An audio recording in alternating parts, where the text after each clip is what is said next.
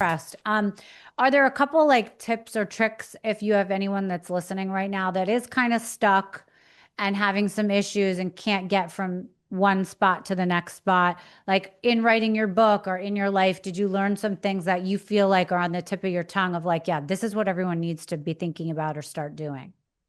One of the first things I would tell you is um, live, love, and serve every day. We all wake up and abundance is your birthright. So I feel like if you get right with God, watch God get you right. I'm Mm, always going to preach to kids and to the next generation. A lot of people tell you who God is, but now that we have all of this information out here, go try to learn who he is for yourself. And you may unlock something that's hidden within you that, you would be surprised about. So again, if it's one thing that I want to help another person get to the next step, try to build with God because he's the only person that could reach you. I can tell you something that at the end of the day was only really for me in my life. hmm. So again, love, that's the key. We all have to learn how to love and realize that we're stronger together. So I'm always teaching people how to learn how to be better within themselves. I don't like to tell people what to do. I just like to tell and direct people where to go so that you can find how to figure out who you are and how you can be used. Yeah. I'm curious, looking back on your life, what are you proudest of? Your time on the court or like the impact that you're making now? I would say the impact that I'm making now. When I was playing basketball, I really didn't know who I was. I was kind of big-headed and just excited about everyone knowing me and loving the fact that I was good. The more that I learned about who I was, I love basketball because it's a team sport. In a team sport, you think about other people. Mm, So again, it's touching me a little bit more to stay within basketball and to stay within the culture and try to reach people and becoming better because I've watched a lot of people from poverty fall to that. The streets kind of like was something that's hard to get away from and get over.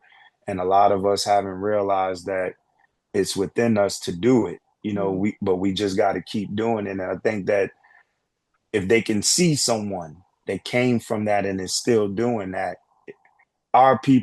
my people is used to witnessing something versus hearing it. right. A lot of my people don't go to church. So because I go to church, I try to say it from both sides to reach my people the same way I'm talking to you, just like a regular person, but you can hear the godly words and what I'm saying. Yeah. I don't have to say the exact verses in the church words in order for you to understand it. So again, I I'm more proud about what I'm doing today because again, I know that I'm here for a reason. I'm still being used as a person that's from the streets that's trying to teach the people if you can go through the streets first, you can get anywhere, you can become anything.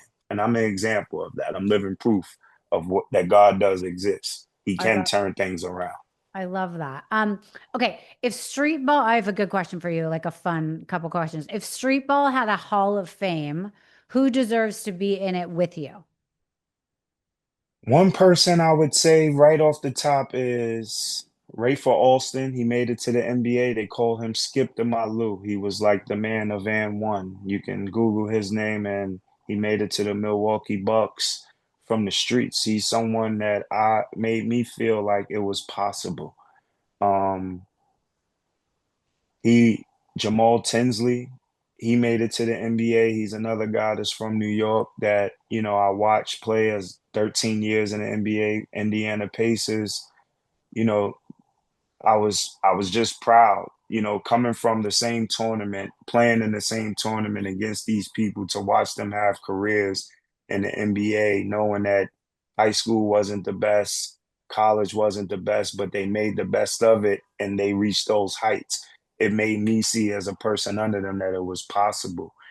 And Sham God, today God, Sham God coming from Harlem, he's a person that I've watched go to Providence.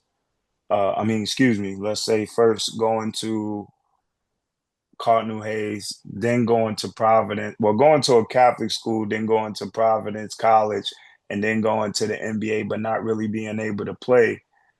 I watched him turn around and then stay and become a basketball operation or basketball skills teacher with the Mavericks. And then Mm, I watched him have his own shoe with Puma. I watched him Rock Nation sign him.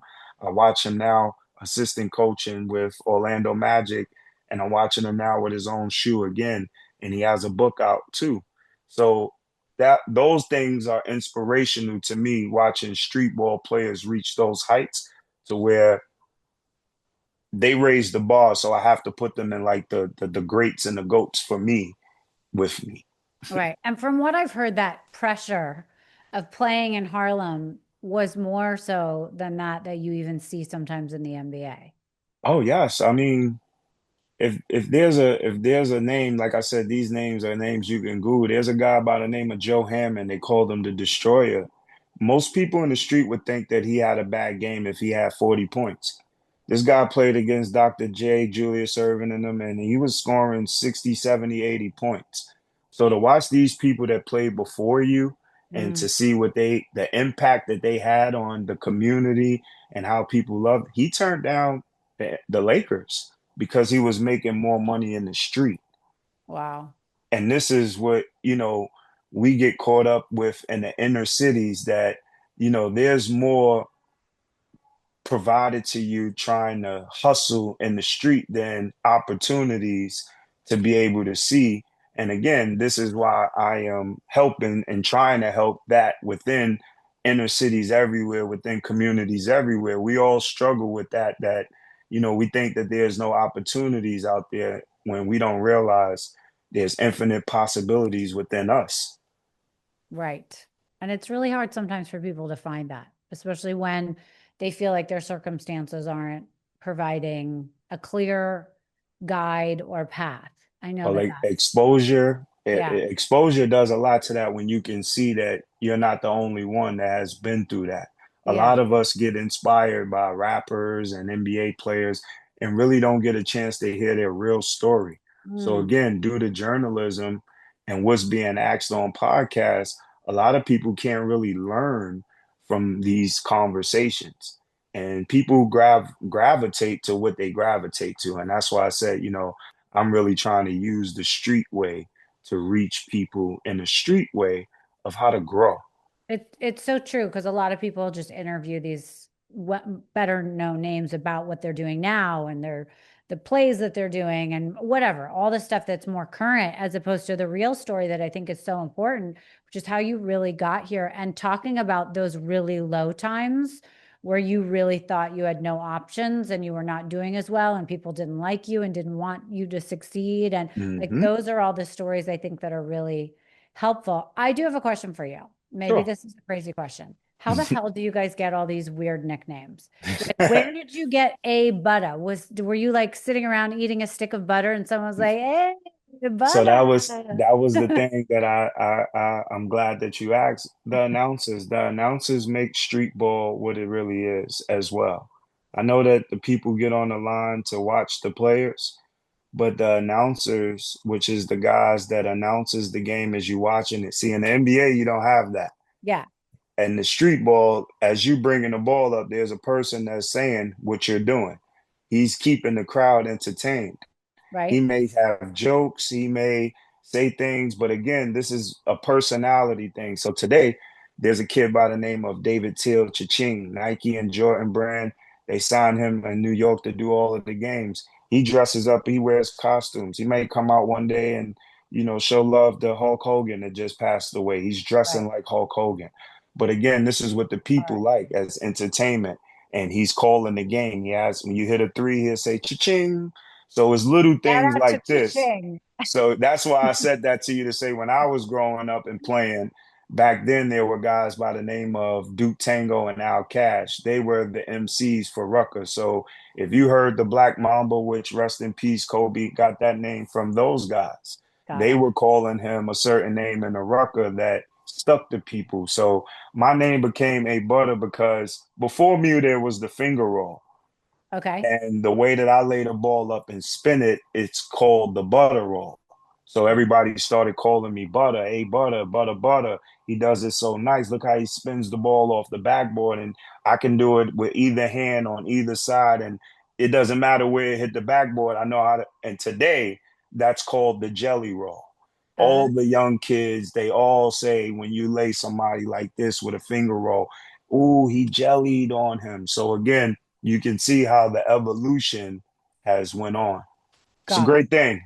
It's great things that could come from street ball. Exactly. I love it. Okay, so I know you told us you had one child. Is that how many I kids do you have have? three daughters, All daughters. Okay, I was going to ask all if anybody girls. played basketball. Do any of them play My basketball? oldest daughter, she's graduated from Howard University. My second daughter's graduated from high school. And my first daughter, she's just now starting pre-K.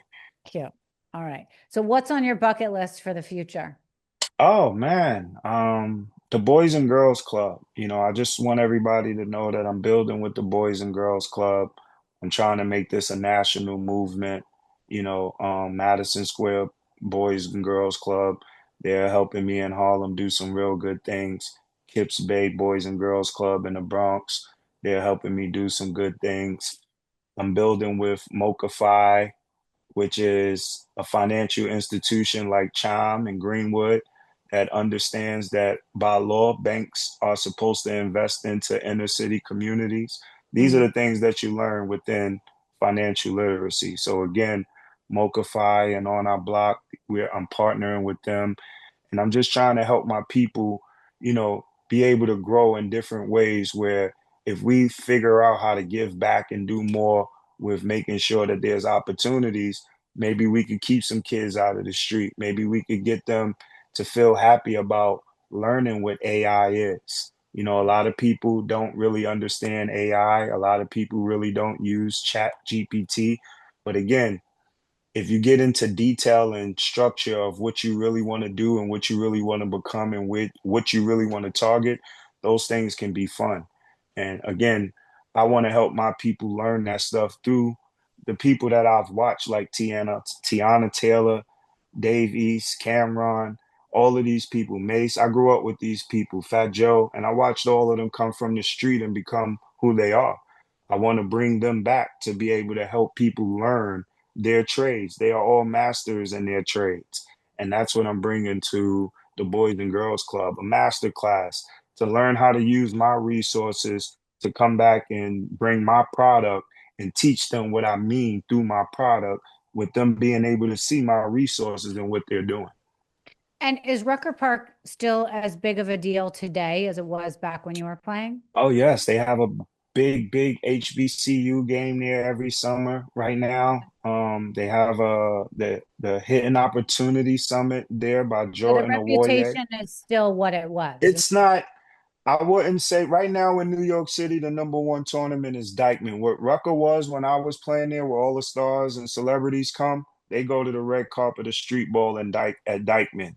Got it. Dykeman basketball is sponsored by Jordan Brand, and they really they had Luka Doncic there this summer. So if that's the park where all of the stars come at now, Got it.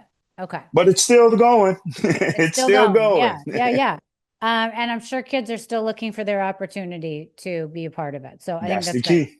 All right, last question. If a young person came up to you today and said, I want to make it like you did, what would one piece of advice be from you? Trust yourself.